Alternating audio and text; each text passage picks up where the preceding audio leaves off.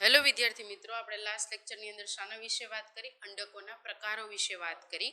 હવે આપણે આ લેક્ચરની અંદર મેં તમને જેમ કહ્યું હતું કેમ આપણે લઘુ બીજાણુ જનન ભણ્યા હતા અને પછી નરજન્યુ ભણ્યા હતા, એવી જ રીતે અત્યારે અહીંયા મહાબીજાણુ જનન ભણવાનું છે અને પછી માદાજન્યુ છે એ ભણવાનું છે. તો આપણે પહેલા વાત કરશું મહાબીજાણુ જનન. એટલે આપણો આજનો ટોપિક કયો છે? મહાબીજાણુ જનન. ક્લિયર અહીંયા સુધી? હવે જે મહાબીજાણુ જનન છે એમાં શું થાય છે પહેલા તો એ વિશે આપણને ખબર હોવી જોઈએ. મહાબીજાણુ જનનમાં મહાબીજાણુ ધાની હશે. ઓકે, મહાબીજાણુ ધાની એટલે કયો પાર્ટ થયો? સ્ત્રી કેસરનો પાર્ટ થયો. એટલે આપણે શાના વિશે અભ્યાસ કરીએ છીએ? સ્ત્રી કેસરના એક પાર્ટ વિશે આપણે અભ્યાસ કરીએ છીએ કે એની અંદર કેવી રીતે માદાજન્યુ છે એ ઉત્પન્ન થાય છે, એના વિશે આપણે અભ્યાસ કરીએ છીએ. અહીંયા સુધી તમને ક્લિયર હોવું જોઈએ કે આપણે ભણીએ છીએ શું એ ખબર હોય તો ડિટેલમાં આપણે પછી જઈશું. અહીંયા સુધી ક્લિયર? હવે આપણે અહીંયા જે મહાબીજાણુ જનન થાય છે એ ક્યાંથી થતું હશે? તો અહીંયા મહાબીજાણુ શું જોવા મળે? માતૃકોષ જોવા મળે છે.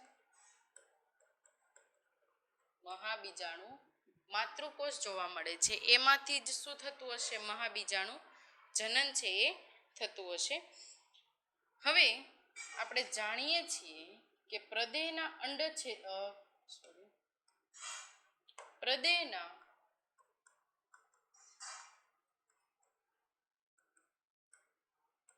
અંડ છેડે પ્રદેહના અંડ છેડે એક ખાંચ જેવી રચના હોય છે અને આ ખાંચમાં શું જોવા મળે છે આપણને?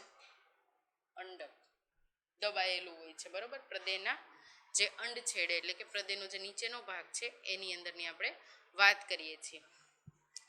અહીંયા જે અંડક છે એનું શું થાય છે? વિભેદન થાય છે. અને જે વિભેદન થઈને જે આપણને કોષ કેન્દ્ર મળે છે એ કોષ કેન્દ્ર ઘટ હોય છે. કેવું હોય છે? ઘટ હોય છે. જે અંડકનું વિભેદન થાય છે અને આપણને જે કોષ કેન્દ્ર મળે છે એ કોષ કેન્દ્ર વિશાળ અને ઘટ હોય છે. વિશાળ પણ હોય છે, મોટું પણ તમને જોવા મળે છે. ઓકે, હવે જે કોષ કેન્દ્ર આપણને જોવા મળ્યું છે, કોષ કેન્દ્રમાંથી જ જે માદાજન્યુ છે એનું નિર્માણ થશે. તો કેવી રીતે થશે એ આપણે ભણવાનું છે. હવે અહીંયા જે કોષ કેન્દ્ર છે એ એનું સમવિભાજન થશે. પહેલા અર્ધીકરણ થશે, પછી સમવિભાજન થશે. એટલે પહેલા હું લઈશ અર્ધીકરણ, પછી સમવિભાજન. અત્યારે સિમ્પલ પ્રોસેસ કહું છું એટલે અને સમવિભાજન થઈને શું બનાવશે? 4 બીજાણુ બનાવશે. ચાર મહાબીજાણુ પણ તમે એને કહી શકો. આ આખું આપણું હતું મહાબીજાણુ જનન. ઓકે, શું હતું? મહાબીજાણુ જનન. પણ હવે આપણા માઇન્ડની અંદર ક્વેશ્ચન એ છે કે એ થાય છે કેવી રીતે? મહાબીજાણુ જનનમાં થાય છે શું? ક્વેશ્ચન શું? મહાબીજાણુ જનનની અંદર થાય છે શું? શું જોવા મળે છે કે મહાબીજાણુ જનન આપણને ત્યાં થાય છે? તો આપણે જાણીએ છીએ કે અંડકના વિકાસ દરમિયાન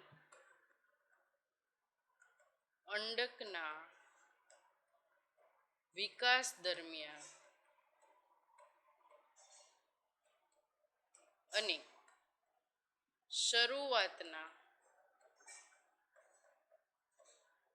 પ્રદેહના વિકાસમાં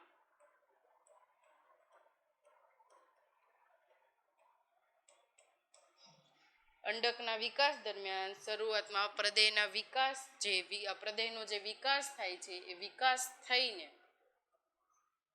કોષ બનાવે છે. શું બનાવે છે? કોષ બનાવે છે. પણ જે કોષ બને છે એ કોષની ઉપર એક અધિસ્તર આવેલું હોય છે. એટલે કે નાના, અહીંયા હું લખું છું પ્રદેહનો વિકાસ જે પામે છે નાના ગોળાકાર ઉપસેલા જરાયુ જેવા ભાગોનું નિર્માણ કરે છે. કહી શકું?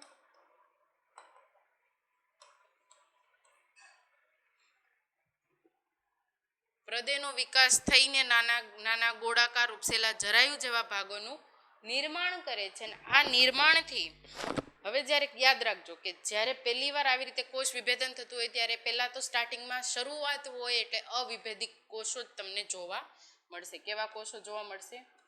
અવિભેદિત અને વર્ધનશીલ. અવિભેદિત અને તમને કેવા કોષો જોવા મળે છે? વર્ધનશીલ છે કોષો છે એ તમને જોવા મળશે. હવે આ કોષોનો સમૂહ શરૂઆતના પ્રદેહનો વિકાસ થાય છે અવિભેદિત અને વર્ધનશીલ કોષો જોવા મળે છે. આ કોષોના સમૂહથી જ હું એમ કહી શકું કોષોના સમૂહથી જ એક રચના સર્જાય છે.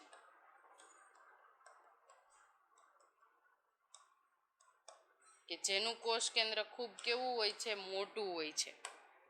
હવે રચનામાં શું થાય છે?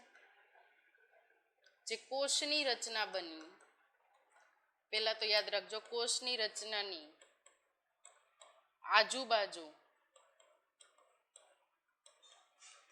શું જોવા મળે છે? એક અધિસ્તર જોવા મળે છે.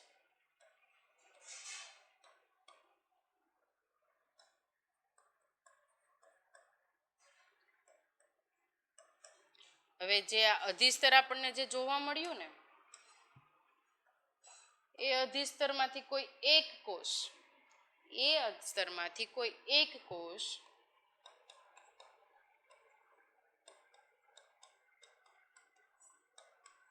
વિભાજન પામે છે. જે આ કોષ વિભાજન પામે છે ને એનું કોષ કેન્દ્ર વિભાજન પામેલનું કોષનું કોષ કેન્દ્ર કેવું જોવા મળે છે?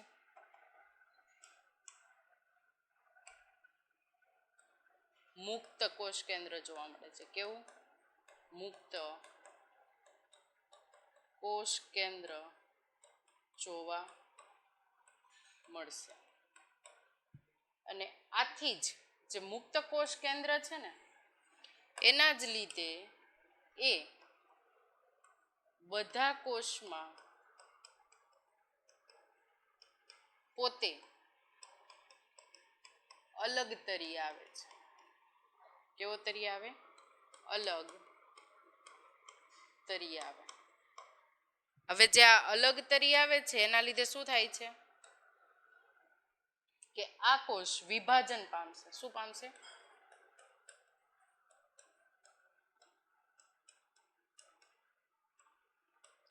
એકમાંથી બે થાય, બેમાંથી ચાર થાય, વિભાજન પામી. જે પ્રાથમિક એકમાંથી બે બન્યા આ મુક્ત કોષ કેન્દ્ર છે, મુક્ત કોષ કેન્દ્ર અલગ તરી આવે છે અને કોષ વિભાજન પામે છે. તો મુક્ત કોષ કેન્દ્ર વાળા કોષને શું કહેવાય? આદિ બીજાણુ કોષ કહેવાય. શું કહેવાય? મુક્ત કોષ કેન્દ્ર ધરાવતા કોષને શું કહેવાય છે? આદિ બીજાણુ કોષ કેન્દ્ર. સમજો આ જ કોષ વિભાજન પામે છે અને પ્રાથમિક બીજાણુ કોષ બનાવે છે. આદિ બીજાણુ કોષ કેન્દ્ર વિભાજન પામીને શું બનાવે છે? પ્રાથમિક બીજાણુ કોષ જે માદા જન્યુનો શું થશે? માતૃકોષ થશે.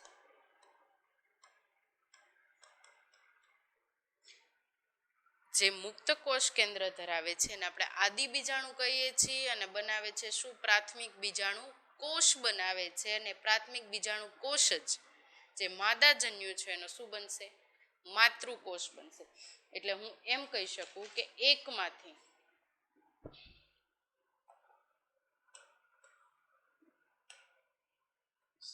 પેલા શું થશે? એક છે એનું અર્ધીકરણ થશે, 2 કોષ બનશે, એનું સમવિભાજન થશે અને 4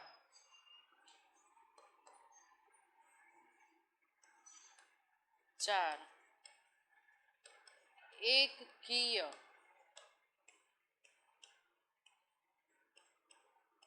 માદા જન્યુ બનશે. ઓકે, શું બનશે? 4 એકકીય માદા જન્યુ બનશે. આ ક્યાં વાત હતી? 4 એકકીયની વાત કરો. હવે ફિગરની અંદર તમને ડ્રો કરીને બતાવું કે શું કહેવા માંગુ છું હું. ફોર એક્ઝામ્પલ, આ એક કોષ છે, કોષ કેન્દ્ર છે, રાઈટ? આ એનું અધિસ્તર છે.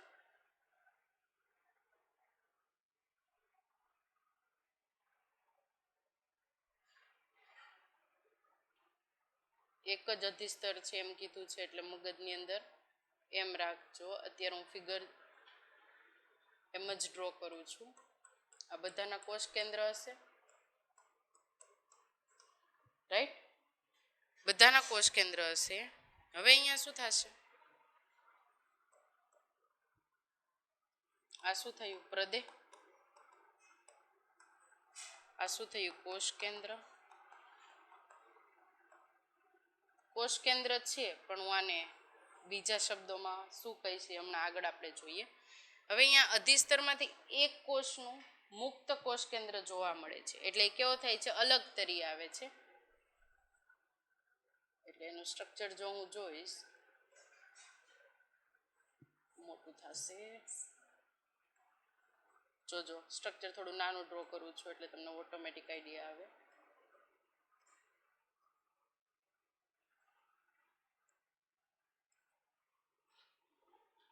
બે કોષ બન્યા.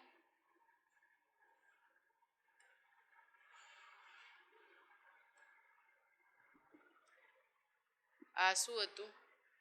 આદિ બીજાણુ. આમાંથી શું બન્યું? પ્રાથમિક બીજાણુ કોષ. એટલે પેલો જેને આપણે શું કહીએ છીએ? માતૃકોષ. શું કહીએ છીએ? માતૃકોષ. હવે જો અર્ધીકરણ, સમવિભાજન, આ પ્રોસેસ તમારે યાદ રાખવાની છે. અહીંયા અર્ધીકરણ થઈ ગયું, હવે થશે સમવિભાજન.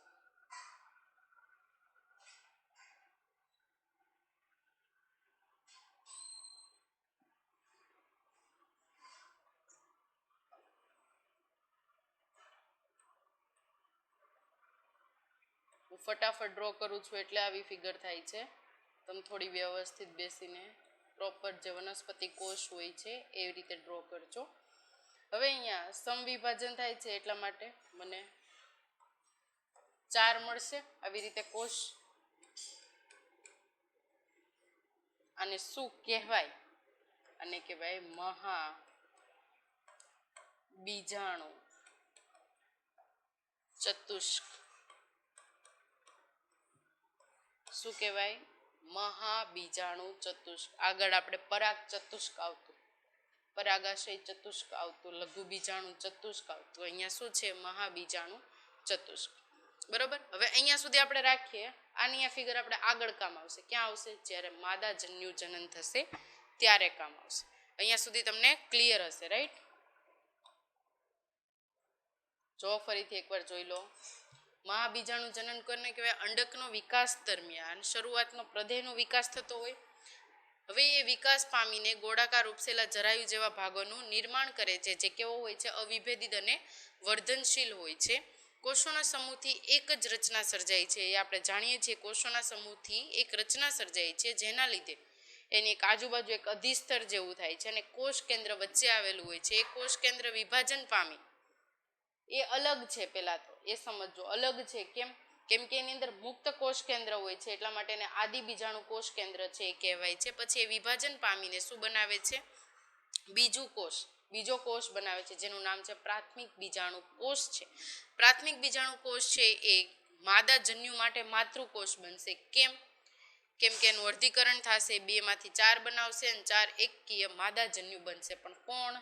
પ્રાથમિક કોષમાંથી જે કોષ કેન્દ્ર હોય પ્રાથમિક કોષના, એની વાત કરી છે. ઓકે, ક્લિયર અહીંયા સુધી? હવે આપણે જોઈએ નેક્સ્ટ પોઈન્ટ. આપણે લઈએ ભ્રૂણપુટ. શેના વિશે વાત કરશું આપણે? ભ્રૂણપુટ.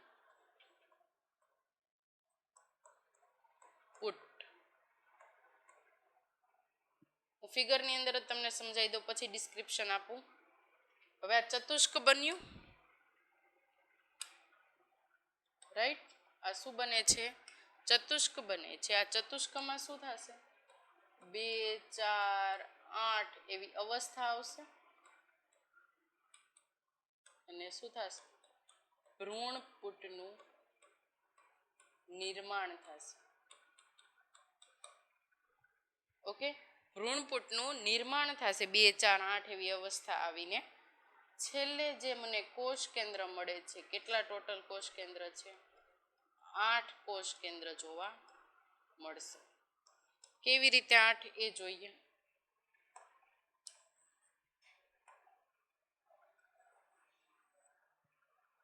અહીંયા મને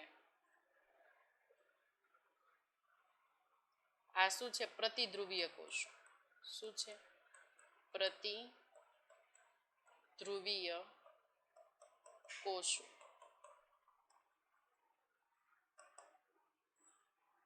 આ શું છે? દ્વિકીય કોષો.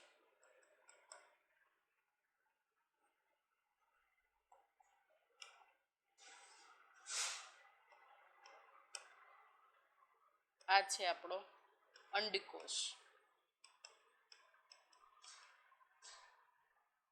આ છે સહાયક કોષ એટલે કે ગૌણ કોષ. અને અહીંયા તંતુ જોવા મળશે, એટલે આ કહેવાશે તંતુમય પ્રસાધનો. ક્લિયર? જો 8, હવે એટલું એમ નથી યાદ રાખવાનું તમારે. આ 4 બન્યા, 4 એ 4નું વિભાજન નહીં થાય. ખાસ એક વસ્તુ યાદ રાખજો, વિભાજન ખાલી એકનું જ થશે. એકમાંથી આ બધી પ્રોસેસ થાય છે. ઓકે, અને કેટલા આપણને મળે છે? 8 કોષ કેન્દ્ર. હવે કેવી રીતે મળે છે ને આપણે ભ્રૂણપુટની અવસ્થામાં સમજીએ. ટોપિક કયો આપણો આજનો બીજો? ભ્રૂણપુટ એટલે કે માદા જન્યુ.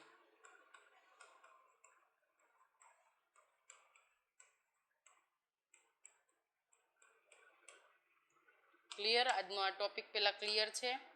હવે આપણે વાત જે માદાજન્યુ આપણે શું જોયું? મહાબીજાણુ જનન.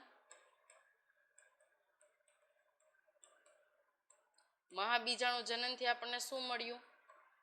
મહાબીજાણુ મળ્યું, એટલે કે n. મળ્યા કેટલા ટોટલ? 4, 2, 3 અને 4. હવે ખાસ યાદ રાખજો, જે 3 મળ્યા ને, આ 3 અવનત એટલે કે એનું વિઘટન થાય છે. શું થાય છે? વિઘટન.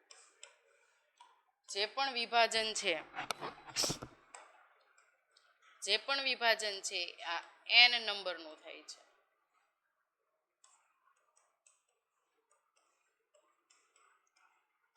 વિભાજન થઈને શું બનાવશે? એન કોષનું વિભાજન થઈને શું બનાવશે? અલગ અલગ કોષો બનાવશે, અલગ અલગ કોષ કેન્દ્ર બનાવશે. એટલે એકમાંથી જ 8 કોષ કેન્દ્ર બને છે. એટલા માટે આને શું કહેવાય? મોનોસ્પોરિક. શું કહેવાય? મોનોસ્પોરિક ભ્રૂણપુટ.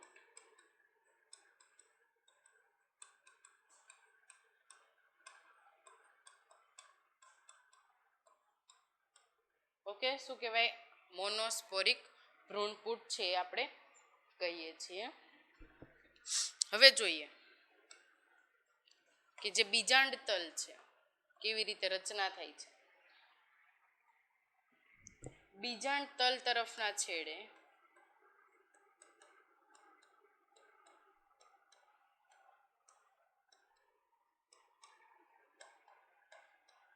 ત્રણ શું હોય છે? પ્રતિધ્રુવીય કોષો જોવા મળે છે. 3 પ્રતિધ્રુવીય એટલે કે નાભી છેડ. નાભીની વાત આવે એટલે યાદ રાખવાનું કયો રિજિયન થયો? ચલાઝા રિજિયન. કયો? ચલાઝા રિજિયન. હવે જોઈએ 3 પ્રતિધ્રુવીય કોષો આપણને મળી ગયા, બરોબર. હવે મધ્યમાં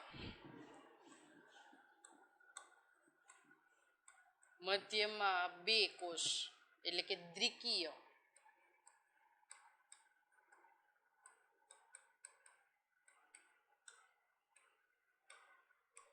દ્વિકીય કોષ બને છે. પછી કે અંડતલ. અંડતલની વાત કરું છું, બીજાંડતલની વાત નથી કરતી, અંડતલની. અંડના નીચલા ભાગે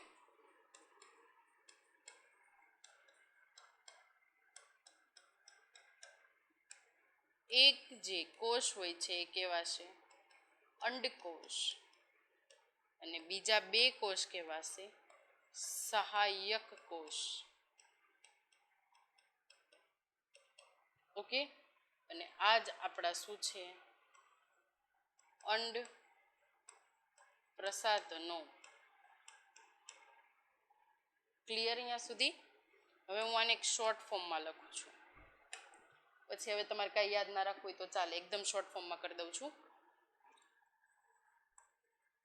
મહાબીજાણુ જનન થાય છે, રાઈટ? આપણને ખબર છે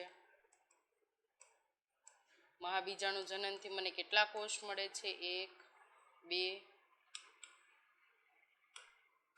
3 અને 4. આ બધા કયા નંબરના છે? n. આ પણ n, n, n. આ n એટલે કે આ 3 નું શું થશે? વિઘટન. શું થાય છે? વિઘટન થાય છે. વિઘટન થઈ જાય પછી શું થાય છે? આ તો હવે કંઈ કામના રહ્યા નહીં એટલે હું આને ચેકી નાખીશ. ક્લિયર? હવે આપણી પાસે કયો વધ્યો? એક જ કોષ. એ એક કોષને હું અહીંયા લખું છું, જુઓ, n.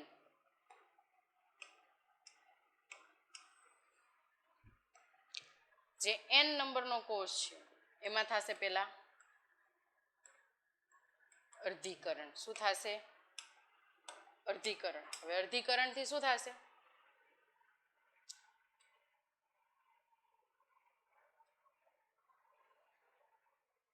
બે કોષ બને. ઓકે, હવે અહીંયા આનું સમવિભાજન થાય છે. કેટલી વાર? 3 વાર.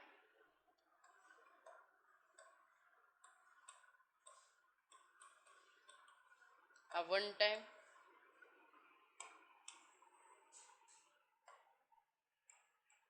Second, third.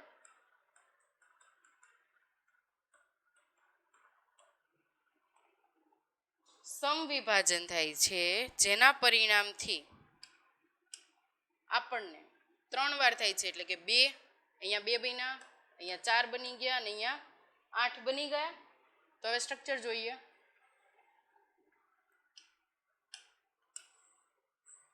સ્ટ્રક્ચરની અંદર શું થશે? અહીંયા 1 2 અને 3, જેને આપણે શું કહીએ છીએ? પ્રતિધ્રુવીય કોષો. શું કહીએ છીએ? પ્રતિધ્રુવીય કોષો. અહીંયા મધ્યમાં આપણે આગળ વાત કરી, મધ્યમાં કયા કોષો હશે? દ્વિકીય કોષો, જોડેલા હશે એકબીજા જોડે. હા,